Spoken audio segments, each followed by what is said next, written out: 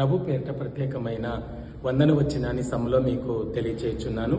మత్తయి సువార్త 5వ అధ్యాయం 8వ వాక్యం చదివితే గనక, హృదయ శుద్ధి గలవారు ధన్యులు, వారు దేవుని చూచెదరు అంటున్నాడు.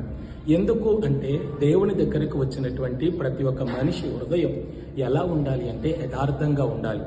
ఎందుకని అంటే ప్రసంగి గ్రంథము 7వ అధ్యాయంలో మనం చదివితే గనక, దేవుడు మనుషులను యథార్థవంతులుగానే సృజించాడు గాని వారు తమ అక్రమముల విషయంలో నరమాత్రులుగా ఉండి వివిధమైన తంత్రములు కల్పించుకొని మనిషి హృదయాన్ని వాళ్ళు ఏం చేశారంటే చెరిపి వేసుకున్నారు.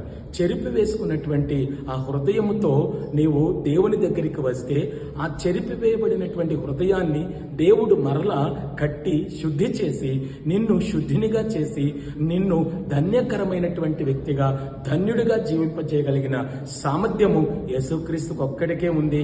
ఆయన దగ్గరికి రా, దేవుడిని దీవించునుగాక. ఆమేన్.